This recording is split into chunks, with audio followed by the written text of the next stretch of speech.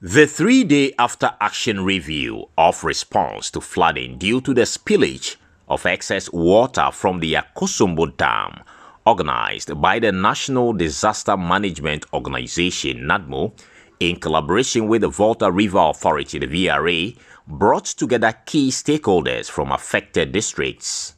Explaining the importance of the technical review session, the Deputy NADMO Coordinator, Seji Saji, said the review would help develop a comprehensive blueprint on what happened for improved management of disasters in the future. We need to sit down as a group, to sit down and evaluate and assess what actually happened. How did we manage it? What are the things we did right? What are the things that we couldn't do well? How do we fix it? So that we document this, so that in the unlikely event that any situation befalls us again, we have a guide to follow. We actually started with the VRA presenting to us what actually happened from their end, because that is where this whole thing started from. So you heard the issues of the forecast in anticipation of what volumes of water that was going to come into the reservoir in 2023. Then when the forecast changed along the line, and the forecast changing, it is not VRA that generates the forecast.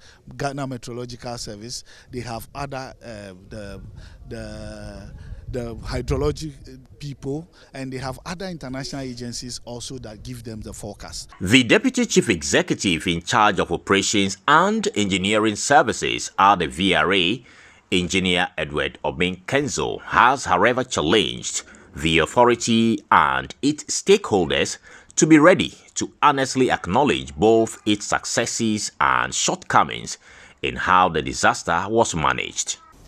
We must be willing to acknowledge both our successes and our shortcomings, as this is the only way we can truly learn and grow from the experience. One key aspect of this after-action review is to examine the effectiveness of our emergency response protocols and procedures.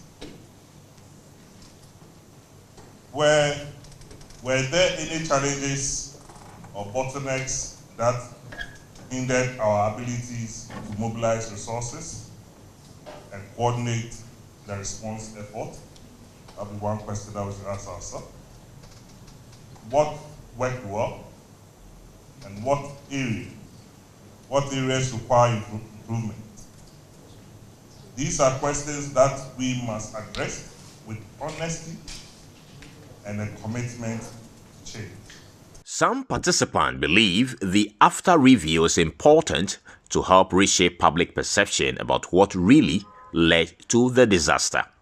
We all had misconceptions with conspiracy theories flying left, right, center, Today the issues are clearer.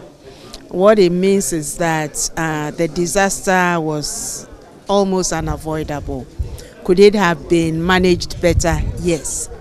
In terms of logistics, how the people were to be evacuated to the safe havens and all that, that could have been handled better. But the disaster per se was not that avoidable, like we are all learning today. It wasn't deliberate. From what we are learning today, from all the presentations we've seen so far, it was not deliberate. I don't think they meant to do us harm. Stakeholders believe the final report will be reached and be factored into the final white paper expected to be made public by the Interministerial Committee. Reporting from Battor in the Volta region, my name is Carlos Kaloni.